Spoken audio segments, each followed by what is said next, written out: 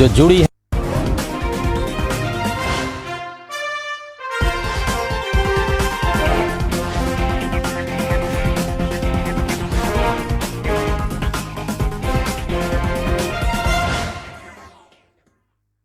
नमस्कार जंटी में स्वागत है आपका। मैं हूं योगेंद्र। आप देख रहे हैं खास खबर। खास खबर में आज एक ऐसे विषय को हम एक बार फिर बात करेंगे। वैसे तो कहा ही जाता है कि काले अध्यायों को कभी दोहराया नहीं जाना चाहिए, उन्हें भूल जाना चाहिए। अतीत को अगर कोई ऐसी स्थिति है जो आपको विचलित करती हो, आपको परेशानी कर देती हो, उसे एक काले अध्याय के रूप में भूल जाना चाहिए। लेकिन हम एक ऐसी ऐतिहासिक घटना का जिक्र करेंगे जिसमें आजादी के बाद महज 3 दशक के अंदर ही देश को एक आपातकाल का सामना करना पड़ा। आज से ठीक 44 साल पहले 25 जुलाई और माफ करिए 25 जून 26 जून के मिडनाइट में ये काला अध्याय इस देश पर थोपा गया। यानी कि हम बात कर रहे हैं इमरजेंसी की। उस वक्त के प्रधानमंत्री श्रीमती इंदिरा गांधी के माध्यम से यह इमरजेंसी देश पर थोपी गई। क्या रही वजह, क्या रहा, तमाम पहलुओं को छूने की हम कोशिश करेंगे और उस इमरजेंसी के कुछ कड़वे अनुभव जो हैं वो हम आपके साथ शेयर भी करेंगे। हमारे साथ हमारे पैनलिस्ट जो मौजूद हैं उनमें से 2 ऐसी शख्सियत हमारे साथ हैं जो दोनों ही इमरजेंसी के दौरान जेल जा चुके हैं। तो चलिए, मीसा और DIR 2 श्रेणी में बंदियों को उस वक्त रखा गया था। हम पूरी चीजों पर चर्चा करेंगे। मैं आपको मजमून दिखाऊंगा और मजमून के बाद हम लौटेंगे हमारे पैनलिस्ट के पास में। और कोई एक ऐसा एक संयोग की बात कहें इसे कि 25 जून 1975 इमरजेंसी का दिन और आज जब 25 जून 2019 प्रधानमंत्री नरेंद्र मोदी राष्ट्रपति के अभिभाषण पर रिप्लाई देते वक्त एक बार फिर उन्होंने इमरजेंसी को याद किया और अपना उद्बोधन में उन्होंने इस काले अध्याय को भी शामिल किया। चलिए, मैं मजमून में तमाम चीजों को आपको दिखाने की कोशिश करूंगा। उसके बाद हम पैनलिस्ट से चर्चा करेंगे।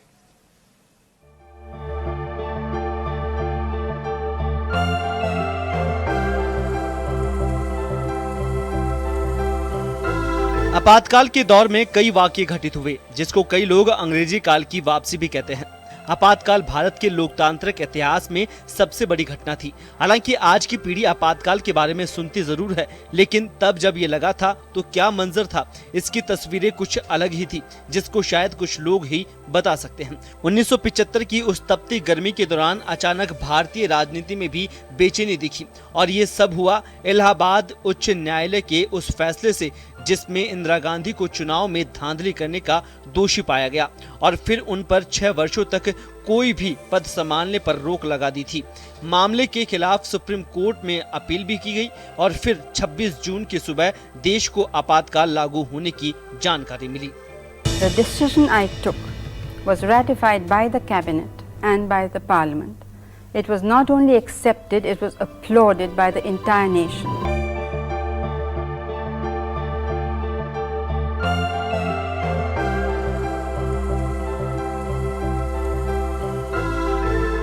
देश में आपातकाल लगा तो राजनीतिक विरोधियों ने विरोध शुरू किया, लेकिन आंतरिक सुरक्षा कानून के तहत राजनीतिक विरोधियों की गिरफ्तारियां की गई। जयप्रकाश, जॉर्ज फर्नांडिस, अटल बिहारी वाजपेयी भी इसमें शामिल रहे।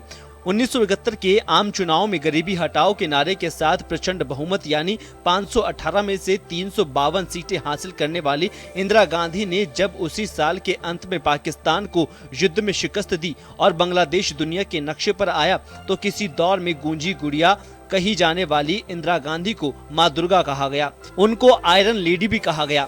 उसी साल उनको भारत रत्न से भी नवाजा गया। लेकिन अगले कुछ वर्षों के भीतर ही इंदिरा गांधी की सत्ता का इकबाल जाता रहा। लिहाजा 25 से 26 जून 1975 की आधी रात को देश में आपातकाल की घोषणा कर दी गई। आपातकाल के 21 महीनों के दौर में सरकार का कामकाज और सरकारी गतिविधियां निरंकुश हो गई थी। उस काले दौर में जेल यात्राओं की दहला देने वाली अनेक कहानियां हैं।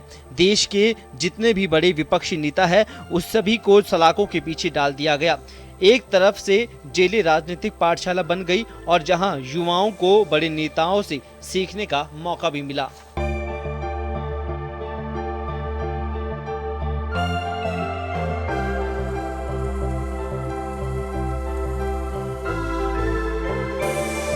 आपातकाल को याद करना जरूरी है और याद करना भी चाहिए, और ये भी याद करना चाहिए कि तब किन लोगों ने घुटने टेके, और उससे भी ज्यादा जरूरी है ये पहचानना कि वे कौन है जो आपातकाल के दौर वाले तौर तरीके आज के दौर में अख्तियार कर रहे हैं।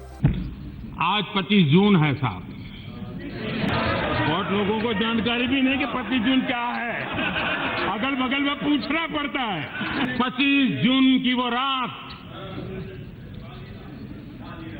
देश की आत्मा को कुचल दिया गया था। भारत में लोकतंत्र संविधान के पन्नों से पैदा नहीं हुआ है, भारत में लोकतंत्र सदियों से हमारी आत्मा है। ब्यूरो रिपोर्ट, जन टीवी न्यूज।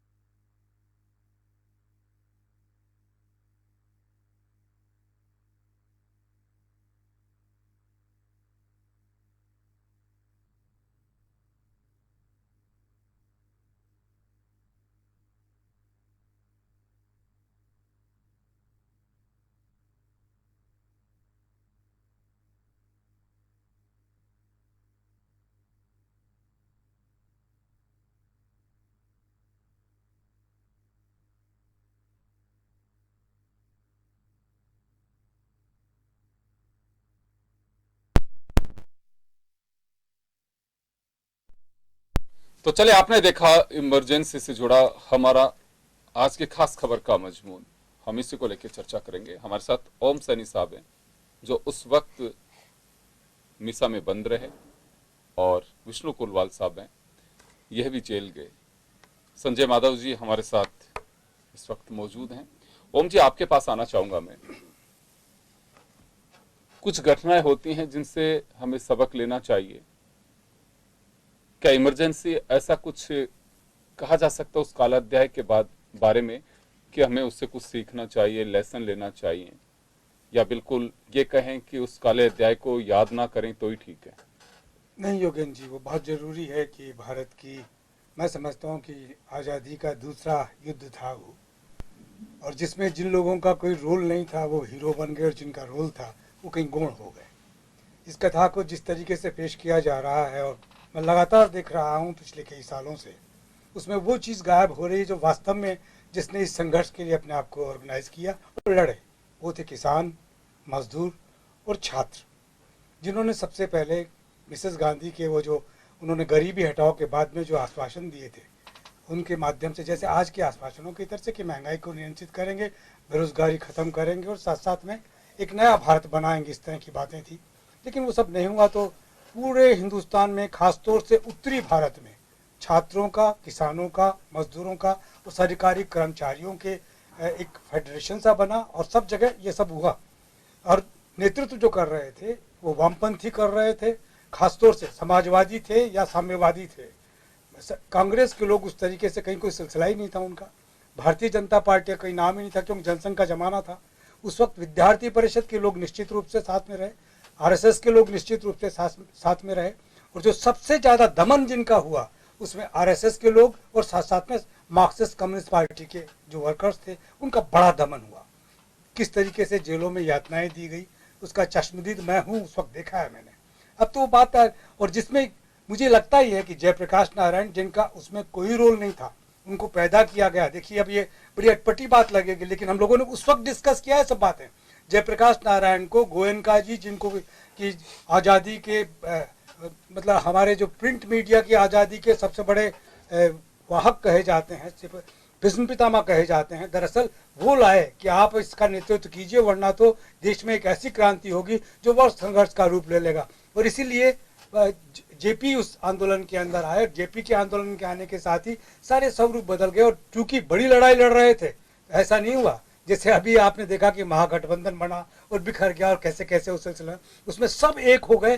किसके खिलाफ? तानाशाही के खिलाफ। ऐसा लगने लगा कि जैसे कॉन्स्टिट्यूशन अपने आप में नष्ट होने वाला है और उसे अगर बचाया नहीं गया और अगर अलग अलग रह करके लड़ा गया तो फिर कुछ नहीं बचने वाला है।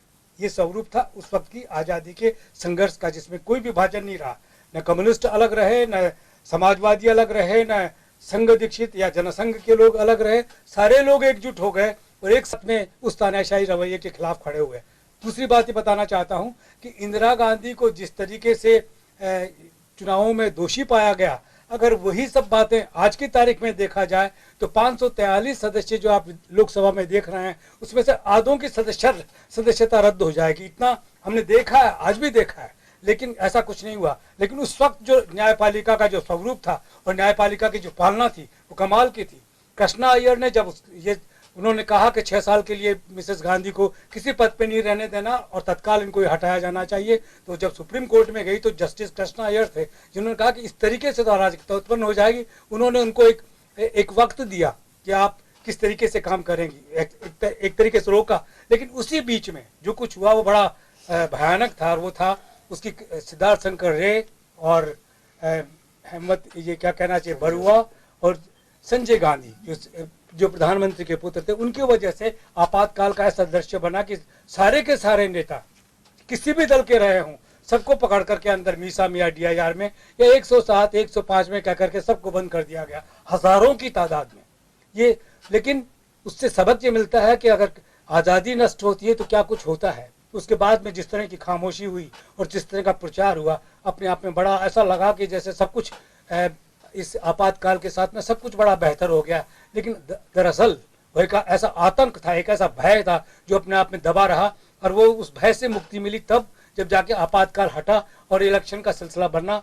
इसमें राजनीतिक दलों के जो रोल रहे वो भी अपने आप में बड़े गौर करने काबिल रहे हैं कि किस तरीके से एक दल बना, फिर कैसी सदस्यताओं को लेकर के सारा टूटा हुआ, और फिर महसूस हुआ कि मिसेस गांधी की जो गवर्नेंस है वही बेहतर है, मिसेस गांधी फिर से लौट के आती है। एक अपना इतिहास है, लेकिन ये भूलना नहीं चाहिए कि वो जो हुआ था उसको अगर आज के संदर्भों में देखा जाए वो तभी की बात है कि आज भी हम ऐसे देखते हैं कि जो इंस्टीट्यूशंस किल हो रहे हैं, जिन इंस्टीट्यूशंस को की कमर टूट रही है, वो बाध्य कर रहे हैं कि हम देखें कि आपातकाल में जिस तरीके से हुआ था वैसा सिलसिला ना बन जाए।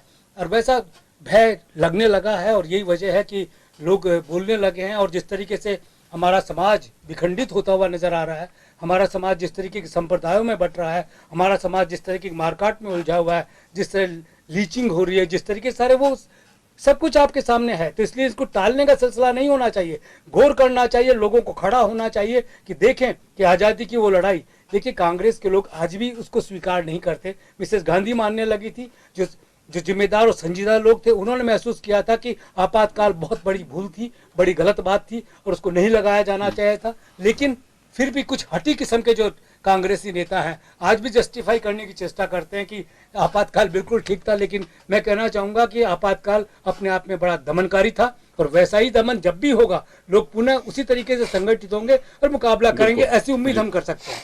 बिल्कुल, क्रांति भारत के रगों में है और अन्याय के खिलाफ खड़ा होना यहाँ का एक तरह से मजहब भी कहा जा सकता है। यही भारत की खूबी है और ये मुझे लगता है कि मैंने इसी वजह से आज इसका जिक्र किया। हम लोग जब गणतंत्र दिवस और स्वतंत्रता दिवस पर कभी किसी बड़े नेता का स्पीच सुनते हैं तो उसमें आज़ादी की क्रांति का जिक्र जरूर होता है। वो इस वजह से होता है कि आने वाली पीढ़ी कोई भी हो, आज जो बच्चे स्कूल में पढ़ते हैं कल वो बड़े होंगे, वो रूबरू करते हैं। आप किताब में पढ़ते हैं एक प्रत्यक्षदर्शी जो आज़ादी की क्रांति के उस वक्त के चश्मदीद, उस वक्त के चीजों को देखने वाले बहुत कम लोग बचेंगे। तो ये जो पीढ़ी है ये जब उससे रूबरू होती है कि अच्छा उस वक्त के आज़ादी के दीवानों की इस तरह के मंसूबे थे, वो झुकना पसंद नहीं करते थे, फांसी को गले से लगाना ज्यादा पसंद करते थे, तो ऐसी कुछ जो चीजें होती हैं उसे याद रखना बहुत जरूरी होता है।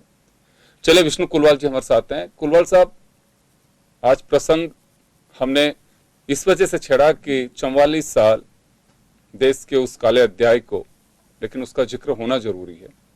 जिक्र इस मायने में जरूरी है कि लोगों ने कैसी पीड़ा झेली थी, और जैसे ओम जी कह भी रहे हैं कि कांग्रेस के कुछ नेता, हालांकि बहुत सारे लोग अब इस दुनिया में नहीं हैं उस दौर के, इसको जस्टिफाई करने की कोशिश करते हैं कि इंदिरा जी के खिलाफ साजिशें रची जा रही थी, देश में क्रांति के नाम पर एक बड़ा ही ये कहें कि अजीब और गरीब स्थितियां पैदा होना शुरू हो गई थी। इसके लिए एक उस वक्त के दौर की एक मजबूरी कहें, जरूरी कहें कि इमरजेंसी लगानी पड़ी। अभी भी कई बार जब डिबेट होती है तो लोग इस तरह की बातें करते हैं। खैर, मैं लेकिन आपका अनुभव उस वक्त का, उसको मैं जरूर शेयर करना चाहूंगा।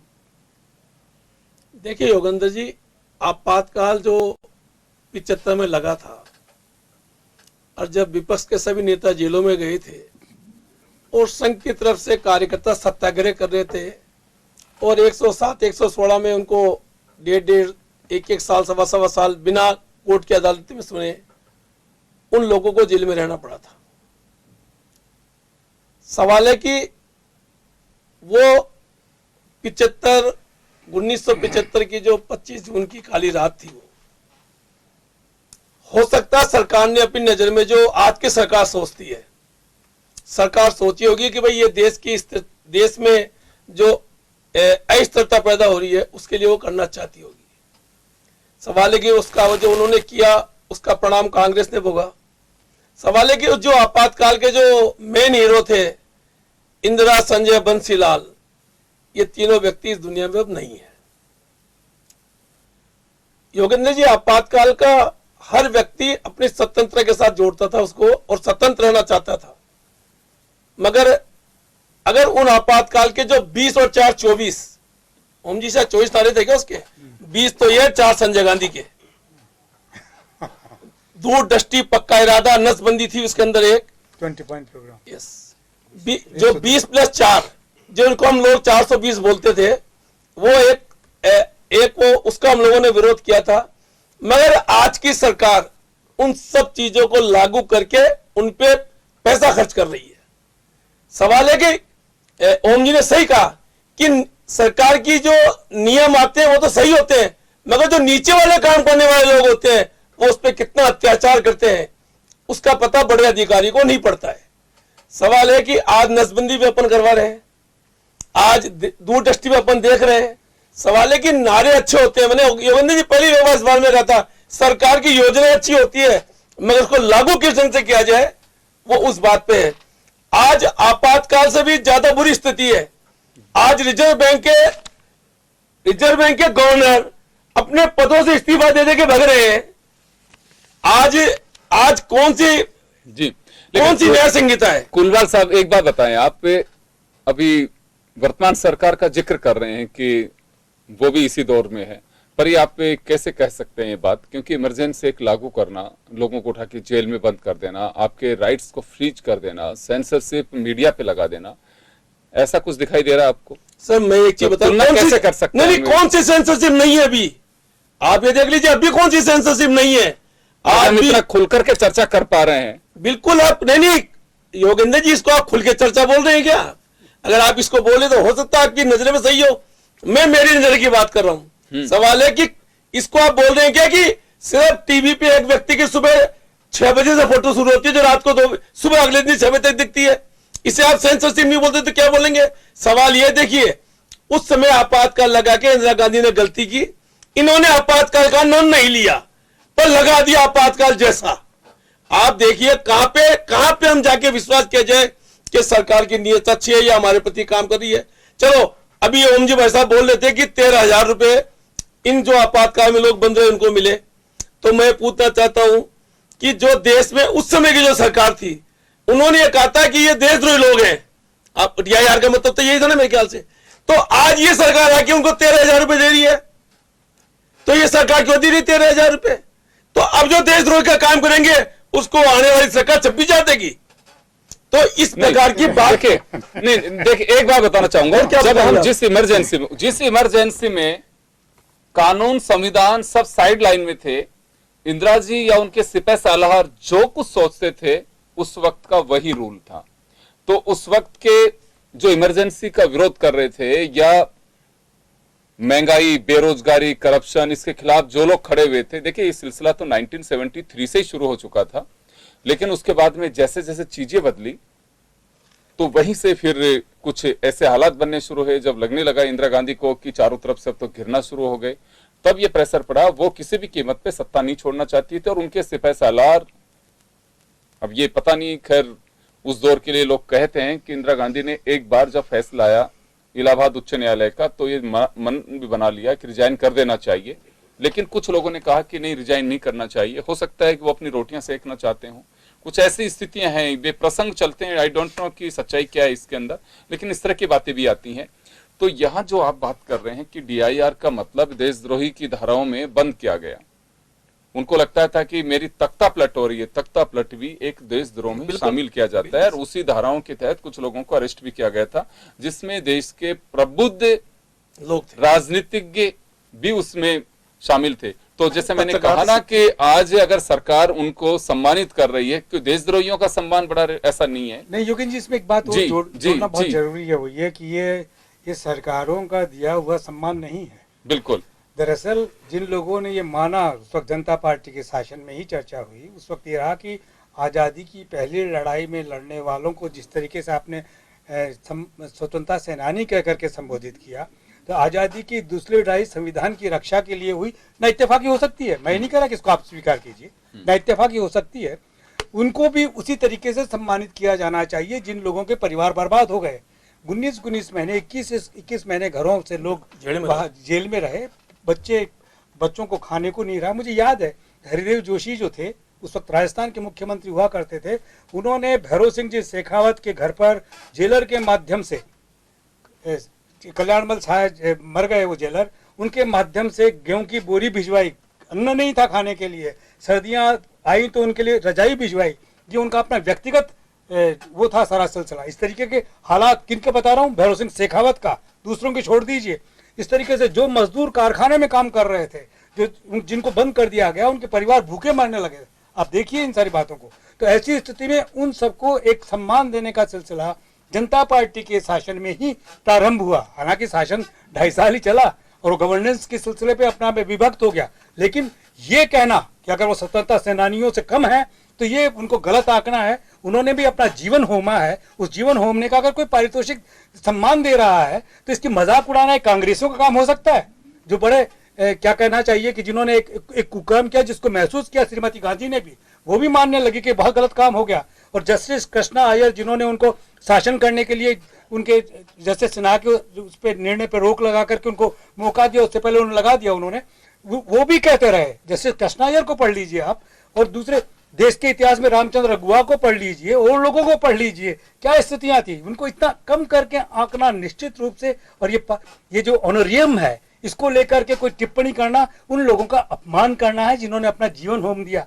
राजस्थान के 800 मीसा डिटेन्यूज जो थे, उनमें से आज कोई 200 बचे होंगे, 600 मर गए, मैं बता रहा हूं। और उस दौर को जिन्होंने जिया, उसका क्या क्या हाल हुआ है। मजदूर जो कारखाने में काम करते थे, उनके साथ में क्या क्या हुआ है। ये अलग हो सकता है कि CITU ने जहां उनका दम था, ताकत थी, अपने मजदूरों को वो पगार दिलवाई, अन्यथा नहीं मिले। तो ऐसी स्थिति में उन लोगों के बारे में जितनी निर्ममता से कोई बयान देने की बात करता है, तो मुझे बड़ा आश्चर्य होता है कि जिन्होंने संविधान की रक्षा के लिए अपना वक्त दिया, वो नहीं कहेंगे कभी भी कि हमारा सम्मान करो। लेकिन ये जिम्मेवारी बनती है जिम्मेदार नागरिकों की कि हमारे संविधान की रक्षा के लिए किस तरीके से लोग खड़े हुए। आज नहीं खड़े हो रहे, कमर टूटी हुई है तो भी हमारे इंस्टीट्यूशंस नष्ट हो रहे हैं। पार्लियामेंट में देख लीजिए, विधानसभा में देख लीजिए, बैंकिंग सिस्टम में देख लीजिए, न्यायपालिका में देख लीजिएगा, पुलिस सिस्टम में। एक बात जानना चाहूंगा इसके लिए एक बात जानना चाहूंगा, ये आवाज चौतरफा उठने शुरू है कि हमारे कभी भी आजादी से पहले ये नहीं सोचा गया था कि हालात देश के इस तरह के बनेंगे कि स्वार्थ हावी होगा और देश पीछे चला जाएगा। लेकिन इसके लिए जिम्मेदार कौन है? क्या ये माना जा सकता है कि जो स्थितियां वर्तमान में हुई हैं, या पहले से सिलसिला चला आ रहा था, कोई रोकने वाला खड़ा नहीं हुआ? नहीं, देखिए योगेन जी, इस बार एक बहुत अलग सिलसिला बन गया। इस मुल्क के अंदर कभी भी हम जिस साझा संस्कृति को लेकर के हमारा संविधान बना है, हमारा समाज चल रहा था, उस साझा संस्कृति को ब्रेक किया है शासकों ने आए थे। मैं बताऊं आपको, जिस तरीके से बांट दिया है, हिंदू में, मुसलमान में, सिख में, ईसाई में, जिस तरीके से बांटा है, और जिस तरीके से बांटने के बाद में किसी को कुछ पारितोषिक दे दिया है, किसी को नहीं दिया है, उस विभाजन का नतीजा है कि गठबंधनों के बनने के बावजूद भी वो सब स्थापित नहीं हो रहा है जिसकी कल्पना हम लोग कर रहे हैं कि हमारे कॉन्स्टिट्यूशन की रक्षा के लिए, हमारे इंस्टीट्यूशंस की रक्षा के लिए जिस तरीके से लोग खड़े हो रहे थे, जो नाराजगियां दिख रही थी, देखिए 2014 में जो कुछ हमने सुना था, 2019 में उसको लेकर कभी कुछ हुआ नहीं। मोदी जी को बड़ा सम्मान मिला है और बहुमत से मिला है और बड़े ठाठ से वो बोल रहे हैं, लेकिन मोदी जी भी महसूस करते हैं कि 1975 में क्या हुआ था, 1975 में किस तरीके से मिसेस गांधी ने किया था। और उसी चीज को अगर हम आईने में देख रहे हैं कि जो हमारे सामने जो कुछ हो रहा है, फिर हम वो जोखिम लेकर के कहना चाहते हैं कि वैसा का वैसा कुछ होने जा रहा है और उसके लिए समाज को, देश को एकजुट होकर के खड़ा होना चाहिए, ये हम आशा करते हैं, उम्मीद करते हैं, लेकिन नहीं हो रहा। उसका कारण मैं बता रहा हूं कि समाज बट गया है, हिंदू में बट गया, मुसलमान में बट गया, सिख में बट गया, ईसाई में बट गया, क्रिश्चियन, इनमें सब में बट गया है। ये बटा हुआ समाज है, इस वजह ताकत नहीं होती उस तरीके से। आप राजनीतिक दलों की भी हालत देखते हैं कि गठबंधन बनते हैं और कैसे बिखर जाते हैं। मैं लौटूंगा चलिए आपके पास में, एक बार संजय माधव जी हमारे साथ में है। संजय जी, मैं आपके पास आना चाहूंगा। उस वक्त को आपने पढ़ा होगा, खराब, और मैं उस नजरिए से वैसा तो नहीं देखा, बहुत छोटे होंगे, लेकिन मैं पढ़ता हूं, आप भी पढ़ते हैं, चीजों को देखते हैं। क्या वास्तव में ये कहा जा सकता, आज भी कई बार कांग्रेस के मित्र नेता ये कहते हैं कि उस वक्त की परिस्थितियां जो थी वह इसी तरह की थी, और लगाना उस वक्त की मजबूरी समझिए कि हालात समझिए? नहीं योगेंद्र जी, जब शासक वर्ग जो है, जब अपनी जो जनता को सपने दिखाता है, जैसे भी ओम जी ने बताया, फूलवास साहब ने बताया, गरीबी हटाने की बात की इंदिरा गांधी ने, और मतलब एक इल्यूजन जो है क्रिएट करते हैं, हम ऐसा करते हैं, गरीब हटा देंगे, स्वर्ग बना देंगे देश को, जनता को, किसानों के, जैसे अभी मोदी जी कर रहे हैं, उस समय वो उस दौर में इंदिरा जी ने भी वही सब किया। वास्तव में हम देखें, आज़ादी के बाद में जो नीतियों को लेकर देश आगे बढ़ा, वो नीतियां जो बड़ा भूस्वामी वर्ग और सामंती पूंजीपति वर्ग, उस वर्ग की नीतियां ही देश में लागू की गई, और नीतियों से निश्चित रूप से गरीब को, किसान को, मजदूर को, युवाओं को रोजगार मिलना नहीं था, किसान को मजदूर बर्बाद होना ही था। उन नीतियों के, जब उन नीतियों के मार से जनता त्रस्त होती है और उठ के खड़ी होती है, तो उसे कुचलने के लिए जो है फिर ये तरह तरह के हथकंडे जो है आपातकाल अपनाया गया। आपातकाल के खिलाफ अभी जैसे साथी कुलवार साहब बात कर रहे हैं। संजय जी, मैं लौटूंगा आपके पास, एक छोटे से ब्रेक के लिए रुकेंगे यहाँ पे, ब्रेक के बाद हम जल्दी लौटते हैं।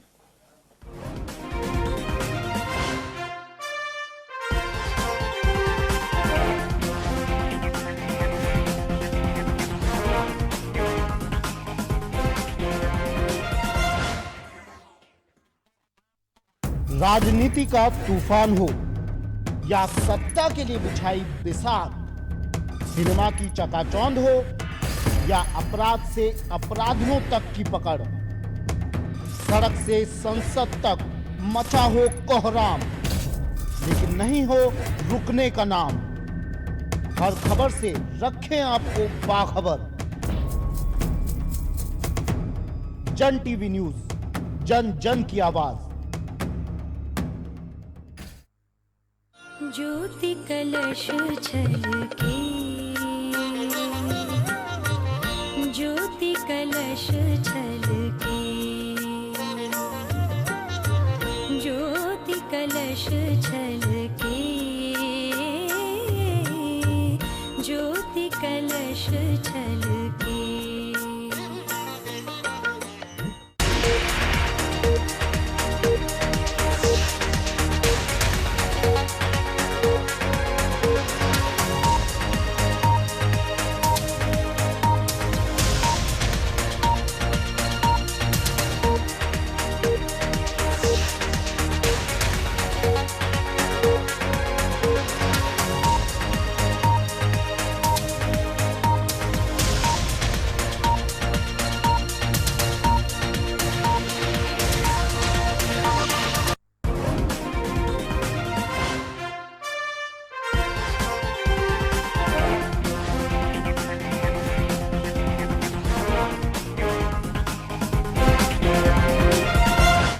ब्रेक के बाद एक बार फिर आपका स्वागत है। आप देख रहे हैं खास खबर। बात कर रहे हैं हम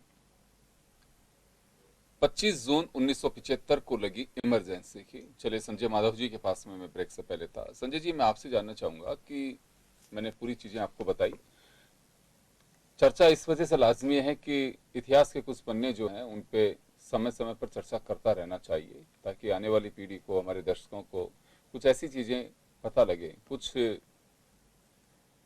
पन्नों पे लिखी जाती हैं, कुछ नहीं होती हैं, कुछ अपने अनुभव शेयर करते हैं लोग, तो आज वही हम प्रसंग के रूप में ले रहे हैं।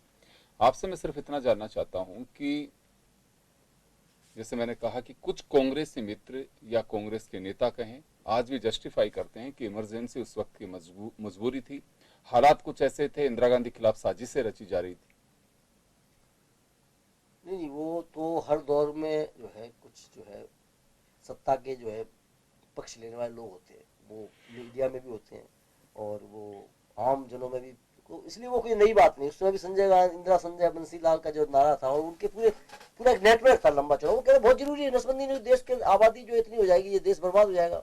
वो जो 20 सूत्री कार्यक्रम था और जो 4 और थे संजय गांधी के, बहुत बड़ा वर्क था, एक छोटा मोटा, अभी भी आज भी उनकी संतानें आज भी घूम रही, वो कहते हैं बहुत जरूरी, इंदिरा गांधी ने बहुत सही करा। और आज जिस प्रकार मोदी जी की और अमित शाह की जोड़ी की नीतियों के लिए समर्थक जो वर्ग है पूरा का पूरा, उनसे बड़ी संख्या में एक पूरा का पूरा। अच्छा, अभी ये अग्रणी रूप है, अभी ये आपातकाल कभी भी इतिहास में चीजें पहले वाले रूप में लौट के नहीं आती हैं। अभी आपातकाल दोबारा आएगा तो उस रूप में नहीं आएगा नेचुरली।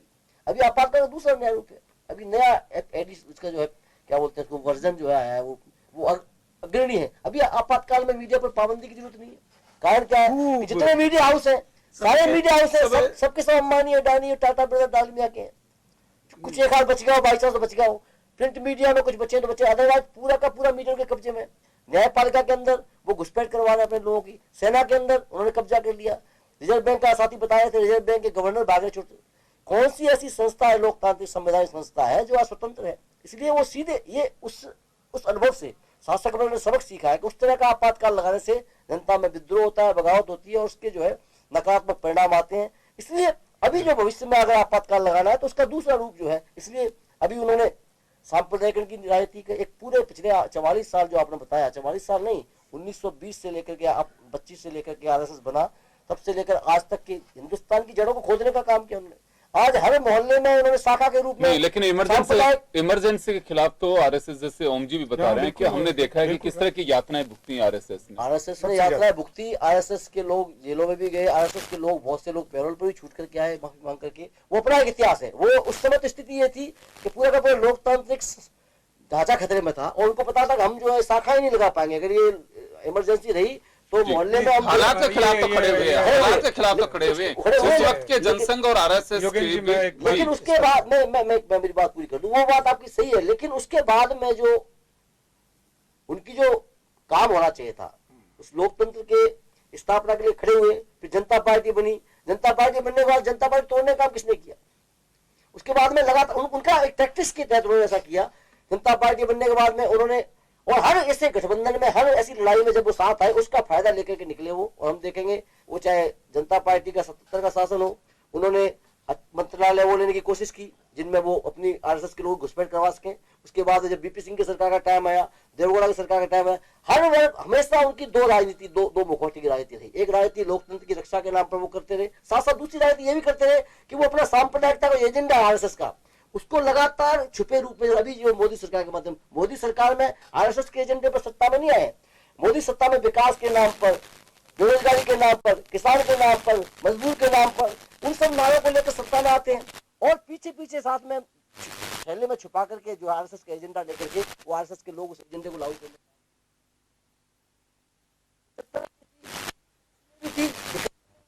आज भी वो उसी राजनीति को लेकर के एक दोहरा चित्र जो आरएसएस का है उसको आप नजरअंदाज नहीं कर सकते। मैं एक बात मैं बोलना चाहता हूँ, वो बात ये है कि आपातकाल से पहले की ये तो स्पष्ट रूप से पता है कि आरएसएस इस देश को एक अखंड भारत के रूप में और हिंदू राष्ट्र के रूप में स्थापित करना चाहती है 1925, इसमें कोई शक ही नहीं।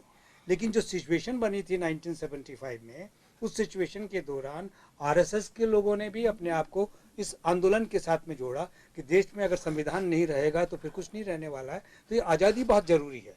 और इसलिए उनके साथ में, चूँकि वो अनुशासित थे और प्रतिबद्ध, उनके पास में पूरा एक वो था मजबूत समूह, तो वो साथ एक साथ जुड़ा। वो अलग बात है कि उसके बाद में उन्होंने ही, उनकी वजह से जनता पार्टी में विभाजन हुआ, उनकी वजह से ही सारे सिलसिले हुए। लेकिन स्थिति निश्चित रूप से उस वक्त यही थी और सामूहिक रूप से, और दमन भी उनका खूब हुआ, इसमें कोई शक नहीं।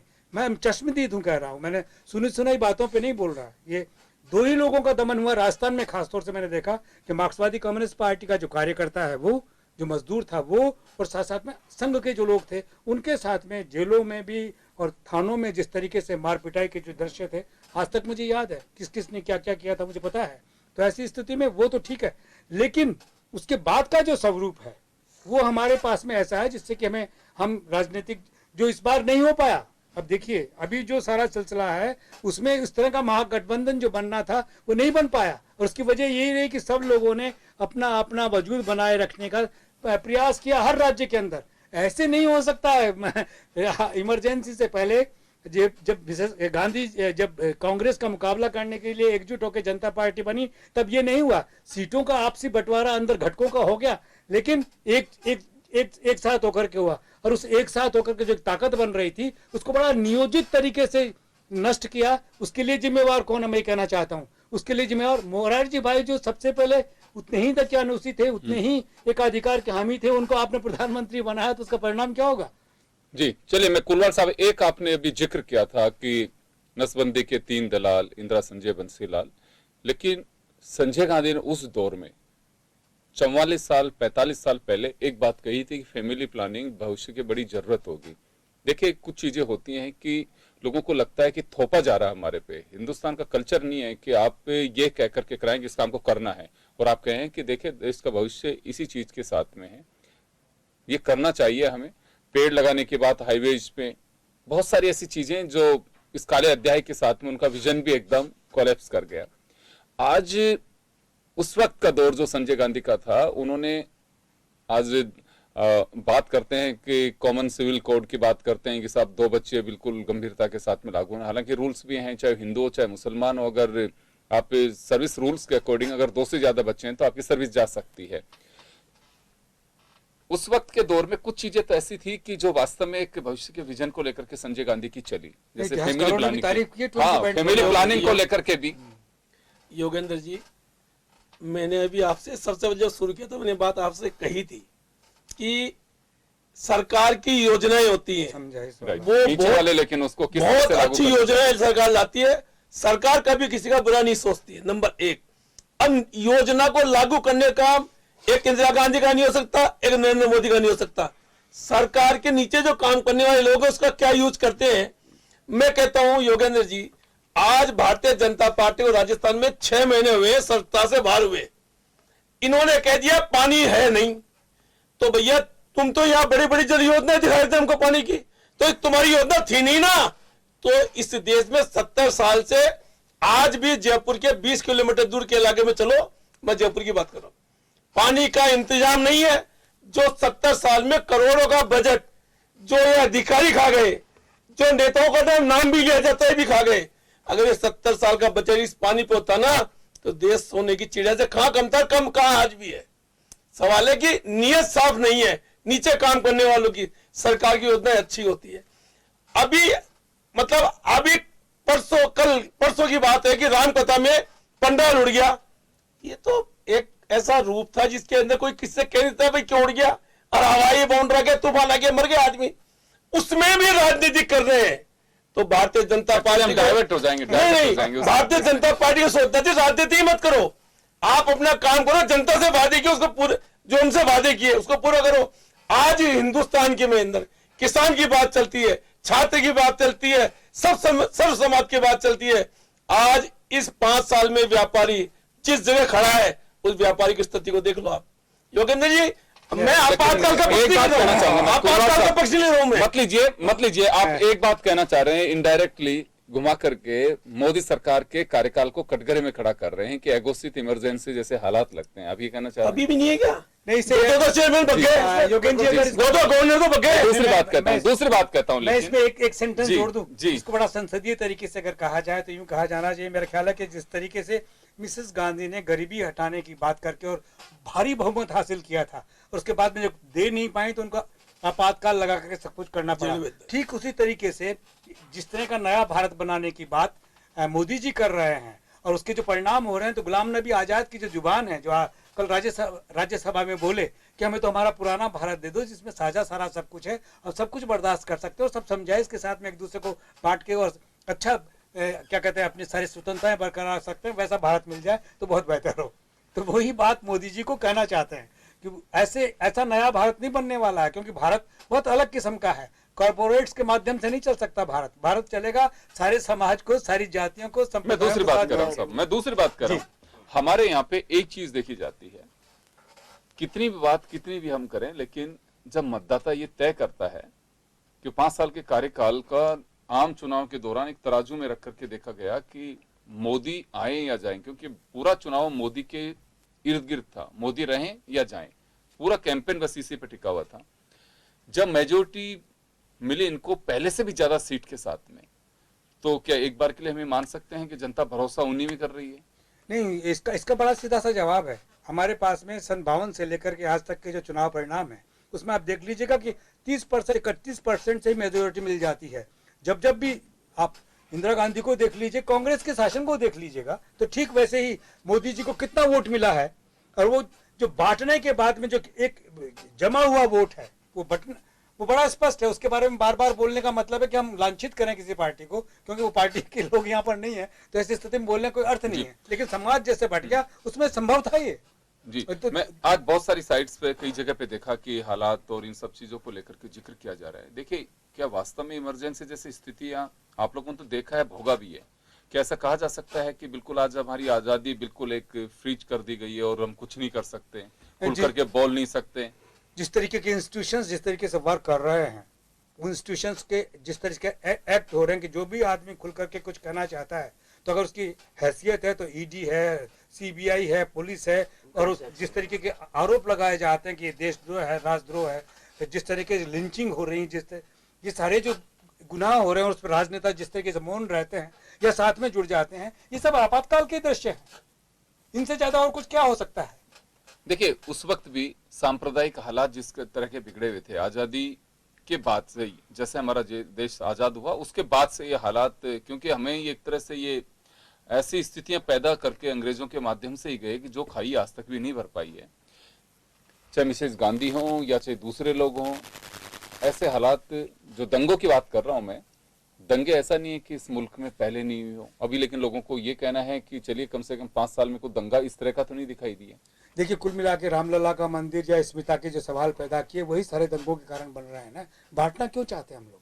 हमारा कॉन्स्टिट्यूशन कहता है कि रिलीजन के बारे में कैसे डील करना चाहिए, धर्मनिरपेक्षता की बात करते हैं, सबको अपना अपना अपना मत मानिए, अपना अपना संप्रदाय मानिए, लेकिन उसका प्रचार करने के लिए आप डंडे के बल से कैसे काम करेंगे? आप डंडे के बल से काम करने लगे, आप जबरदस्ती आस्थाओं के सवाल खड़े करने लगे, ये सारी अपने आप में कहाँ। और जो उच्च ऐसे ऊंचे पदों पे बैठे हैं, उन लोगों के मुंह से जो कुछ सुनने को मिलता है, उसको देख के लगता है कि ये सब सिलसिला तो जानबूझ के किया जा रहा है, और ऐसा जानबूझ के बड़ी ऐसे अनजान बनने का चेष्टा की जाती है। तो ये अपने आप में सोचने का विषय, जनता को सोचना चाहिए, सामान्य जन को सोचना चाहिए इस बात के बारे में। जी कुलवाल साहब, ऐसा नहीं लगता है कि कुछ चीजें ऐसी हो जाती है, एक बार हमारा माइंडसेट भी हो जाता है कि नहीं, बिल्कुल जो कुछ हो रहा है ये ठीक नहीं हो रहा, उचित नहीं हो रहा। अब क्योंकि ये प्रसंग वर्तमान सरकार पे इस वजह से चल पड़ा है कि सीधा आरोप लगाया जा रहा है कि मोदी, जैसे संजय माधव जी ने कहा कि वर्तमान कार्यकाल सरकार का जो है या 5 साल का रहा, वो भी इमरजेंसी से कोई बेहतर नहीं रहा। तो यहाँ एक ऐसा तो नहीं है कि हम एक माइंडसेट कर चुके हैं कि बिल्कुल बीजेपी गवर्नमेंट या नरेंद्र मोदी जो करते हैं बिल्कुल वो इमरजेंसी की तरह ही करते हैं। क्योंकि देखिए, नोटबंदी के तुरंत बाद ही इलेक्शन में उत्तर प्रदेश के प्रचंड बहुमत के साथ में सरकार बनाई। राम मंदिर के वक्त भी इतना वोट नहीं मिला था, इतनी सीटें नहीं मिली थी जितनी सीटें नोटबंदी के बाद मिली। देखिए योगेंद्र जी, सैनी साहब और माधव साहब ने बहुत बढ़िया बात कही, पर शायद एक चीज भूल गए इसमें, वो आप पूरी करिए। कि इसमें क्या हुआ कि जो आपने एक अन्ना आंदोलन देखा था, उस अन्ना आंदोलन 1 दिन 2 दिन तक तो रहा ठंडा, पर जैसे ही इनको पता पड़ा कि आंदोलन ठंडा होने वाला है, आरएसएस और बीजेपी के लोग और विद्यार्थी परिषद के लोग, ये उस आंदोलन में कूद पड़े और उस आंदोलन को इतना बड़ा रूप दिया कि फिर बाबा रामदेव, सारे संत महात्मा सब आ गए इस आंदोलन के साथ में। आंदोलन के बाद सरकार ने अन्ना हजारे को जेल में रख के वापस छोड़ दिया और ये आंदोलन खत्म हो गया और उसकी उपज अरविंद केजरीवाल दिल्ली के मुख्यमंत्री बने। सवाल इस बात का नहीं है, ये अपने माधव साहब ने सही कहा कि जब जब सरकारों में इन्होंने चुप रहे या सरकारों के साथ इन्होंने काम करने का मौका दिया, तो इन्होंने एक अपने पीछे जो चीज एक दीवार खड़ी करके की थी उसको आगे बढ़ाते गए। सवाल है कि जब अन्ना का आंदोलन चल रहा था उस समय भी देश की स्थिति कैसी बन गई थी योगेंद्र जी? आपातकाल से भी बहुत बुरी स्थिति थी। दिल्ली के अंदर 7-8 दिन का ऐसा ट्रैफिक जाम था कि इसका कोई इलाज, उनके पास कोई सोल्यूशन नहीं था। सवाल है पुलिस ने जितने अत्याचार करने थे उतने किए, आपातकालीन में अत्याचार हुए, और आज जो अत्याचार हो रहे हैं वो भी आपातकाल और उससे कहीं भी कम अत्याचार नहीं है। सवाल है सरकार को, जनता को, आप झूठी घोषणा क्यों करना चाहते हो? आप सच्ची घोषणा करो। जनता कहां विरोध कर रही है? जब बेचारे अभी विरोध नहीं कर रहे तो बाद में कौन विरोध कर रहा है? मगर झूठे आश्वासनों से काम नहीं चलेगा। अगर वास्तव में सरकार कोई भी हो, किसी पार्टी की हो, आज आप सीबीआई, ईडी, आप गठबंधन, कहां हुआ गठबंधन? और मुझे बस गठबंधन हुआ कहां पर? आप नाम बता दीजिए कहां पे गठबंधन? गठबंधन इन्होंने होने ही नहीं दिया, क्योंकि सरकार के पास जितनी उनके पास शक्ति होती है ना, उसके आगे जनता बड़ी झुकी होती है। आप किसी भी जगह देख लीजिए गठबंधन कहां हुआ। और आज जो 303 सीट जीत के बीजेपी आज ये करिए कि नोटबंदी के बाद हम आ गए, हमने ये किया।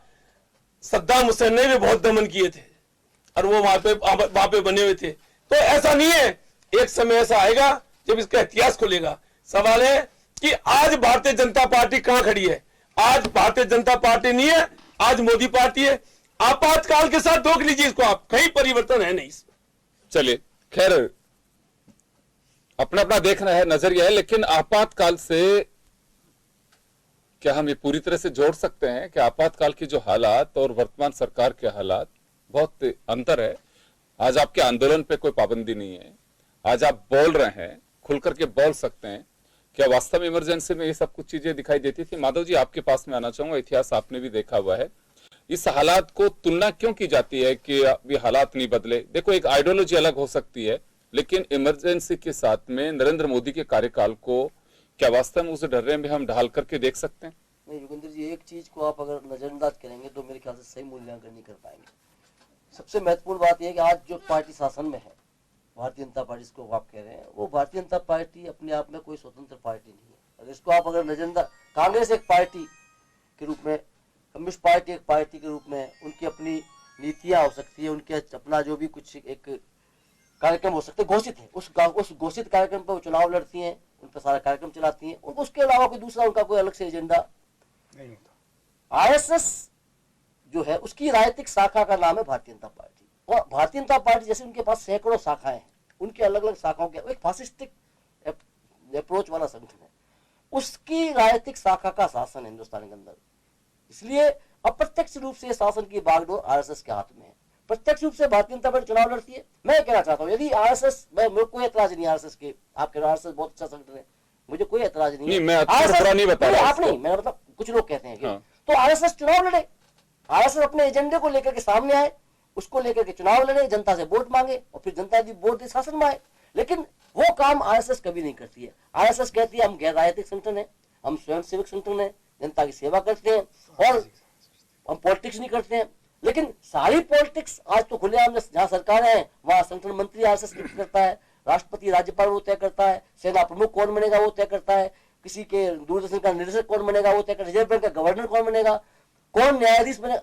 तो इसका मतलब आप अपने आप को नॉन पॉलिटिकल कह करके अलग प्रकार की पॉलिटिक्स जो आप कर रहे हैं देश के अंदर, जो बहुत खतरनाक है, जो पहली बार नहीं दुनिया हो रहा है, ये दुनिया में पहले भी हुआ है, ये जर्मनी में हुआ, हिटलर ने किया, ये इटली में हुआ, ये जापान में हुआ, और उसके परिणाम पूरी दुनिया ने भुगते और हिंदुस्तान को भी निश्चित रूप से वो परिणाम भुगतने पड़ रहे हैं, वो सामने आ रहे हैं। आप कह रहे हैं आपातकाल, कलबुर्गी को किसने मारा, दाभोलकर को कोरी किसने मारी, गौरी लंकेश को किसने मारा, अभी तो मार देते हैं, वहां तो जेल में है। वो तो कांग्रेस को तो इन्होंने बहुत छोटा कर दिया, वो तो छोटा कर दिया गोडसे को, जो जिन्होंने जो जिस पर कत्ल के आतंकवाद के मुकदमे करकरे को वो कह रहे हैं, वो उसको एमपी का चुनाव लड़ाते हैं प्रज्ञा को। और मोदी जी कितना चतुर पॉलिटिशियन है, वो कहता है मैं मन से कभी माफ नहीं करूंगा। अरे मन से माफ कर देना, आप तो इसको जेल में आओ। मैं मन से कभी, मतलब इस प्रकार की बहुत ही जटिल और बहुत ही क्रिटिकल कंडीशन में हिंदुस्तान है। और आप बताइए, लेकिन जनता ने दूसरे कार्यकाल के लिए भरोसा क्यों किया? उसका बहुत बड़े उसको आप है ना, उसको भी आप जो है आपको बहुत से उसके सूक्ष्म विश्लेषण करनी, देश की जनता को बहुत ही सूक्ष्मता पूर्वक। अभी चुनाव नहीं रहा, अब कम्युनिस्ट पार्टी तो अभी स्थिति ये हो गई कि इस प्रकार का चुनाव बना दिया इन्होंने कि आने वाले समय में आप लोकसभा का चरित्र उठा के देखिए, 500 उसमें से कितने करोड़पति हैं, कोई आम आदमी कितने हैं उसके अंदर। आज चुनाव का, एक लोकसभा चुनाव का मतलब हो गया 100 करोड़, 200 करोड़, 500 करोड़। अभी हालत ये हो गई, पूरा का पूरा एजेंडा चुनाव का चेंज करने का, सोशल मीडिया के माध्यम से, पेड न्यूज के माध्यम से पूरा का पूरा चुनाव आयोग को उन्होंने, मतलब चुनाव आयोग भी निष्पक्ष नहीं रहा। ये आरोप पहली बार हिंदुस्तान के अंदर कि चुनाव आयोग के जो हमारे सुनील अरोड़ा जी थे, वो मूक जो है मोदी अमित शाह के खिलाफ वो कोई भी आचार संहिता उल्लंघन का एक निर्देश नहीं दे पाए। लवासा साहब चिल्लाते रहे। तो ये ऐसा अनहोनी जो है ना इस हिंदुस्तान के अंदर। आप ये कह रहे हो बहुमत मिल गया, अभी बहुत सी चीजें साथी कुलवाई सही कह रहे हैं, अभी भविष्य के गर्भ में सामने आएंगे कभी उभरोगे। ये जैसा दिख रहा है वैसा नहीं है। All the glitters are not the gold. जिस प्रकार की चमक दमक लगाकर मोदी जी नजर आ रहे हैं, इसके पीछे बहुत सारे राज अभी खुलने बाकी है। ये जो वोटों का आप कह रहे गठबंधन, हर संस्था का दुरुपयोग जो है आप विपक्षी, आज हिंदुस्तान में सिर्फ एक ही भ्रष्ट आदमी है, लालू यादव, और कोई पॉलिटिशियन भ्रष्ट नहीं है। उसी चढ़ा घोटाले में जगन्नाथ मिश्र भी थे। जगन्नाथ मिश्र दूध के धुले हो गए। पंडित सुखराम जब तक कांग्रेस में थे भ्रष्ट थे, बीजेपी में चले गए तो दूध के धुले हो गए।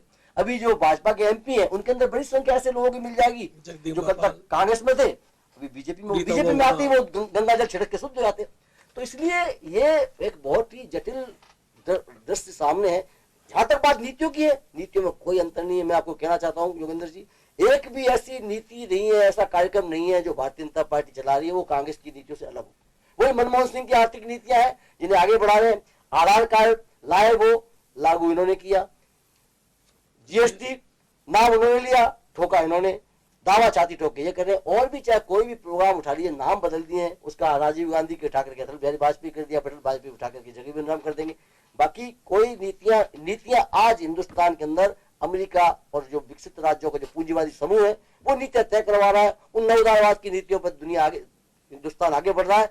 अमेरिका खुद भाग रहा है उन नीतियों से, ब्रिटेन खुद भाग रहा है उन नीतियों से। वो ब्रिटेन फर्स्ट, अमेरिका फर्स्ट कर रहे हैं। मोदी जी भाषण में तो इंडिया फर्स्ट बोल रहे हैं, लेकिन नीतियां अमेरिका की जो नवोदारवाद की आर्थिक नीतियां उस देश पर थोप रहे हैं। उससे देश का व्यापारी बर्बाद हो रहा है, उससे देश का किसान बर्बाद हो रहा है, उससे देश का मजदूर बर्बाद हो रहा है, देश के नौजवान बेरोजगारी। मैं एक बात कहना चाहूंगा, 50 साल में अधिकतम, एक बात कहना चाहूंगा, 90 के दशक में उदारीकरण की जिसकी आप बात कर रहे हैं, नरसिम्हा राव जब लेकर के आए थे, ये इससे बच नहीं सकता था हिंदुस्तान भी। बहुत सारी चीजें देखिए, एक आइडियोलॉजी के तहत एक विरोध अलग बात हो सकती है, लेकिन ये जो कुछ आज हम नजर देख रहे हैं, ये इससे हिंदुस्तान अगर उसमें नहीं शामिल होता तो बच ही नहीं सकता था, नहीं बच सकता था। वो एक ऐसा स्थितियां अमेरिका के माध्यम से समझे, विकसित राष्ट्रों के माध्यम से समझे, जो जब बन चुका, जिसे ग्लोबलाइजेशन नाम दिया हमने, ट्रेड फेयर, माफ करेगा, ट्रेड फ्री कंट्री के नाम से उसे ओपन मार्केट दिया।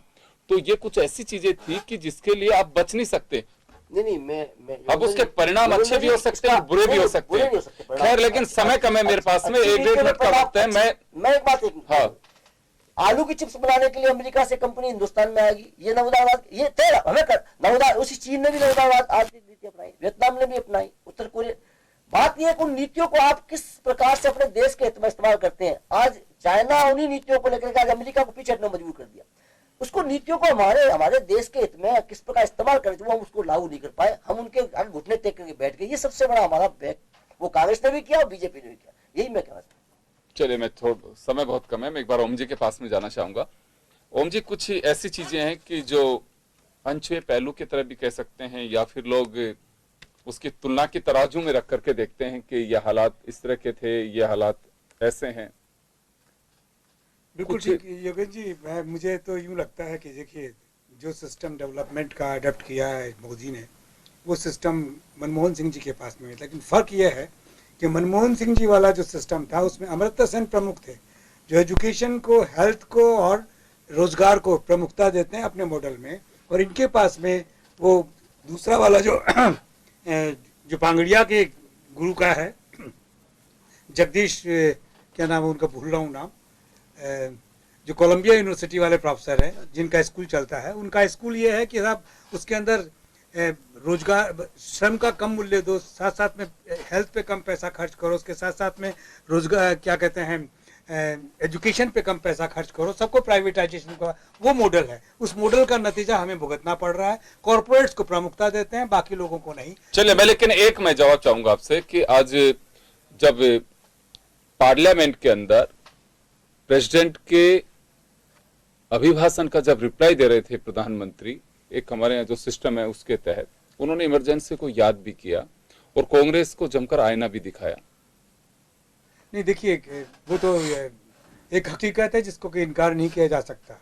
इसमें कोई शक नहीं है कि जितना ज़बरदस्त हमला श्रीमती गांधी के वक्त में कॉन्स्टिट्यूशन पे हुआ था, अगर लोग एकजुट नहीं होते तो अंदाज लगाया जा सकता है कि इस मुल्क का क्या हालत होती। लेकिन उससे ज़्यादा ज़बरदस्त हमला मुझे ये महसूस हो रहा है कि जिस तरीके से indirectly presidential form of government establish करना चाहते हैं, एक साथ चुनाव कराना चाहते हैं, ये कॉन्स्टिट्यूशन के ऊपर ज़्यादा बड़ा हमला है और जिसका एहसास होने के बाद में लोग ऐतराज करेंगे और एकजुट होंगे। मेरे को ऐसा लगता है। खैर देखिए, एक साथ चुनाव कराना अभी बहुत दूर की बात है, उनका तो एक, और समय समय पे कई बार इस तरह की बातें कही गई हैं, दूसरे लोगों ने भी कही। प्रधानमंत्री नरेंद्र मोदी से पहले भी कई लोगों ने इस बात का जिक्र किया कि पूरे मुल्क में एक साथ चुनाव क्यों नहीं होने चाहिए। वो बात एक अलग है कि डिमांड अभी बैलेट से आ रही है। फेडरल गवर्नमेंट है ये, यहाँ पर 50 तरीके की बातें होते हैं। बिल्कुल हो सकती है कि अगर चुनाव एक साथ हो, यूनियन गवर्नमेंट, अगर यूनियन गवर्नमेंट अगर गिर जाती है या भंग हो जाती है तो क्या स्टेट असेंबलीज को भी भंग कर दिया जाएगा? सबसे बड़ी तो बात यही पेचीदगी में आएगी कि इसका क्या होगा। खैर चलिए, बात हमने इमरजेंसी के जिक्र को लेकर के की, इमरजेंसी के हालात क्या थे, उस वक्त के जो जेल में लोग गए थे वो क्या कहते हैं, क्या सोचते हैं, उस वक्त की वो काली रातें किस तरह से उन्होंने कालकोठरी में बिताई, कुछ ऐसे प्रसंग थे जो हम तक खास खबर के माध्यम से लेके गए। आप सभी का बहुत बहुत शुक्रिया। खास खबर में आज इतना ही, दीजिए इजाजत, नमस्कार।